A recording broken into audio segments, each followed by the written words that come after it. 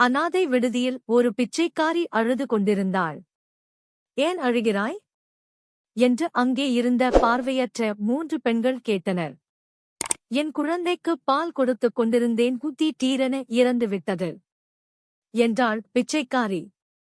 பால் எப்படி இருக்கும் எனக் கேட்டாள் ஒரு பார்வையற்ற பெண். வெள்ளையாக இருக்கும் என்றார் அங்கிருந்த ஒருவர். வெள்ளை எப்படி இருக்கும் என அடுத்த பார்வையற்ற பெண் கேட்டாள். கொக்கு மாதிரி இருக்குமென இன்னொருவர் சொன்னார். கொக்கு எப்படி இருக்குமென 3வது பார்வையற்ற பெண் கேட்டாள். உடனே ஒரு கொக்கை பிடித்து கொண்டு வந்து அந்த பெண்களின் கைகளில் கொடுத்தார்கள். அதைத் தொட்டு பார்த்த அந்த பார்வையற்ற பெண்கள், இவ்வளவு பெரிய ஒரு பொருளை குழந்தையின் வாயில் திணித்தால் குழந்தை சாகாமல் என்ன செய்யும் என்றாள்.